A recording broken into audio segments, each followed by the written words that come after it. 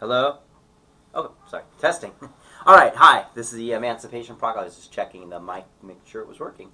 The Emancipation Proclamation. This is the last lecture of the class. So you have been now emancipated from U.S. History 1301. Keep up the good work. Keep studying. Keep preparing. This should be, if you've made sure I've met my professional goal, which is to make sure this is the last time you've taken this class, you have truly been emancipated from History 1301. Now on to History 1302 after this class. Right? The Emancipation Proclamation. Discuss the Emancipation Proclamation and show its use and function. So before we get to Concept 1, just a little bit of introduction is necessary.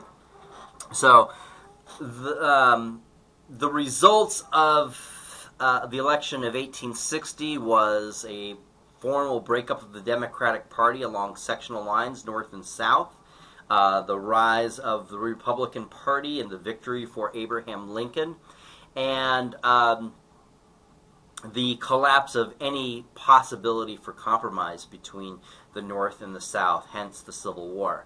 So in the election, basically the last link of the Union was the great political party, the Democratic Party, meaning it was the last national party that existed before the Civil War.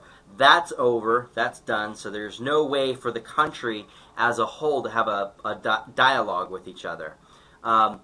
With the Republicans' power, the Democratic Party was split. The South felt it had no way to make its needs effectively known, so secession was the only viable option from the standpoint of the South. So to understand the process of secession, it's functional to divide up the South into two parts, the Upper South and the Lower South. First, the Upper South and why they seceded.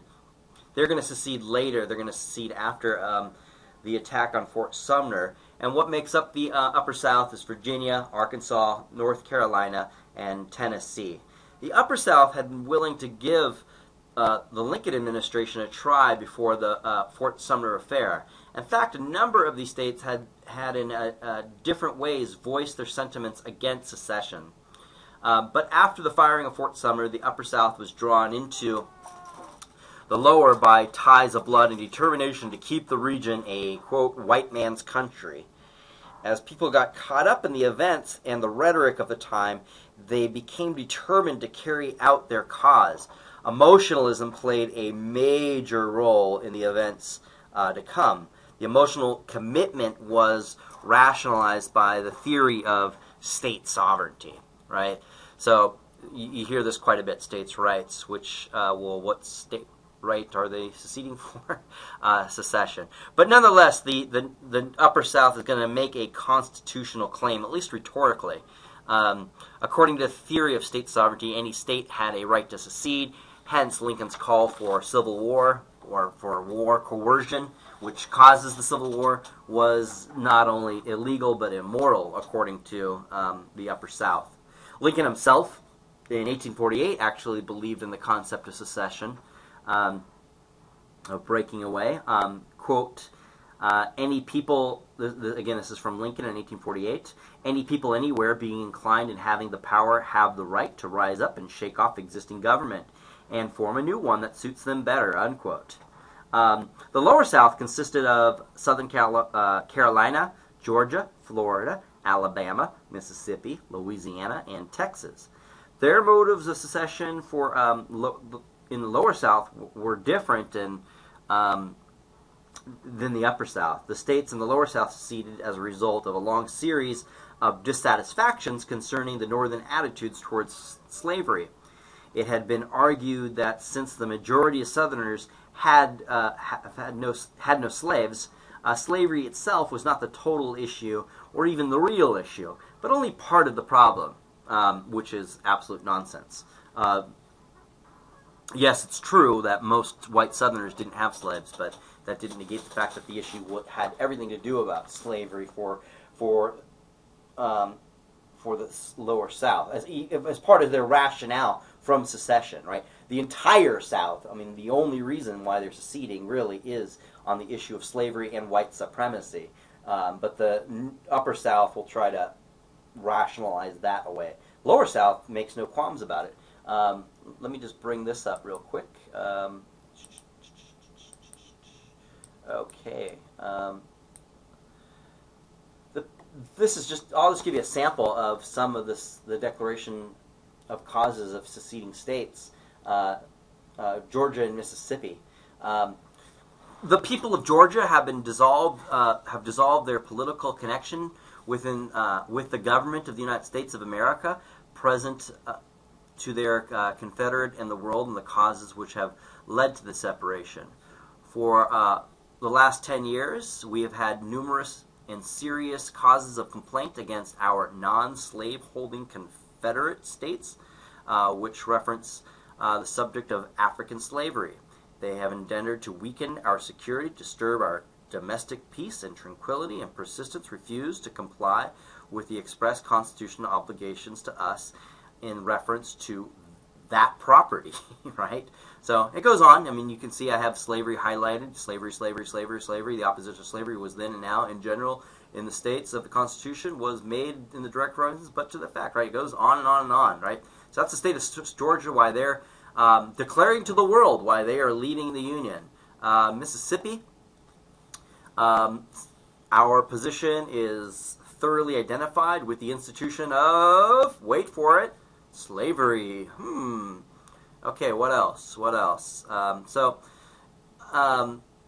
South Carolina is going to make a reference to slavery as well, right? It goes on and on and on, right? They're seceding because they don't want to lose slavery, right? And even though a majority of poor white Southerners don't have slaves, there's always an aspiration that maybe one day I can, right? And the fact that slavery is race-based is a consistent reminder that white supremacy is not just a social construction, but a biological fact, right? This is the mindset of white supremacy. They're not just arguing, they actually believe that. And without slavery, that idea comes into question, right? And so they're going to fight like hell for the institution of slavery, no doubt. Let's see, what else do we have here? So the majority of Southerners, the underlying issue that abolitionism in the North was attacking, again, was the issue of white supremacy.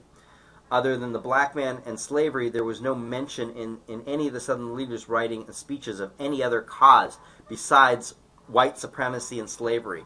Protection against high tariff had figured as a cause in the Confederate propaganda abroad, but it was not a major issue at the time of secession. In fact, the South had voted for the last tariff passed by Congress in 1857. So they were for tariffs in 1857. So that has nothing to do with secession as all. I'm just kind of throwing this out because you hear a lot about how the South seceded and it had very little to do with slavery, which if you go back to the historical record, it's quite clear that slavery has everything to do with it. A letter by Jefferson Davis to a Northern friend in January 1861 clearly sets forth the reason for secession by the Lower South.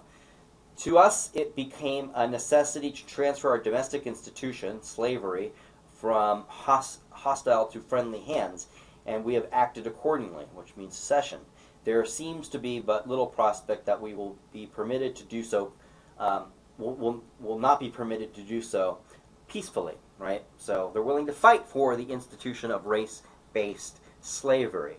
Hence, the Lower South went to war mainly for economic reasons, as slavery was self-survival. However, the hidden social issues concerned about the position of the black man in society was also a significant concern.